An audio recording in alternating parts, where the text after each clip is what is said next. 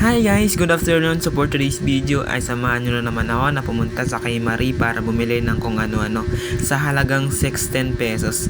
So ayan, titingnan natin kung ano nga ba ang mabibili natin sa 16 pesos. So ang bibili natin ay pagkain kasi nagka-crave tayo ngayon. So yun, dito ay pumunta tayo. Dali-dali na tayo pumunta sa ating motor. So dito ay ayaw pa nga mag-start ng ating motor. Nakadalawang tadyak na tayo ngayon kasi walang starter. So buti na lang ay nag-start to, kaya dali-dali na akong pumunta sa may kay Marie para bumili at tumingin kung ano nga ba ang kakasya sa 16 pesos na dala-dala nating barya. So dito ay medyo malapit na tayo sa kay Marie, kaya habang nag-drive ako ay umisip ako anong bibilin ko. Ayun, nakarating na nga pala tayo dito sa may kay Marie. Dito lang pala yan sa Roas, sa may kay Marie. Basta may tatak na kay Marie yan, malaman nyo din. Ayan, sa taas. Agad na nga pala akong pumasok sa loob para magtingin-tingin kung ano nga ba ang kakasya sa ating 16 pesos na pera.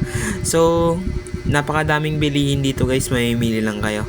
So dito na nga tayo sa may mga pagkain. Bantahin, nahanap na natin kung saan ang katapat ng 16 pesos. So kung saan kakasya.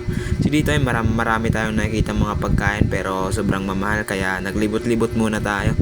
Hanggang sa dito may nakita akong isang chicherya na magic. So tig 8 lang sana kasi sa dalawa. Pero hindi ko siya type, kaya ayun, naganap na lang ulit ako ng iba. So dito ay may nakikita ako sa baba na tig 8 yung Richie. Tig 8 yung halaga ng chicherya, kaya yun na lang kinuha ko kasi paborito ko din naman guys noon ng Richie. Kasi napakasarap din naman. So dito ay pupunta na nga tayo sa cashier para bayaran natin to. So dito ay napakaraming bibilin, saka mga sapatos, kahit ano ay nandito na. So dito marami nga palang tao, kaya yun, punta na sa gilid. So press forward na lang, di ko na pala ng videoan. Nakalabas na nga pala tayo dito. So dito pagkalabas ko may nakita ko sang bakery.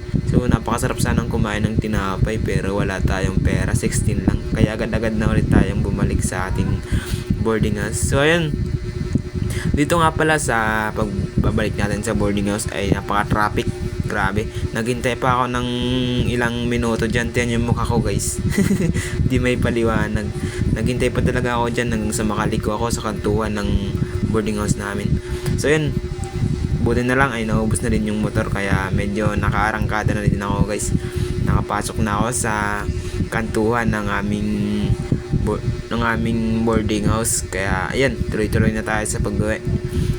Yan naman yung mukha ko guys, mukhang masaya yan kasi may kakainin na. So yun lang guys for today's video. Maraming salamat.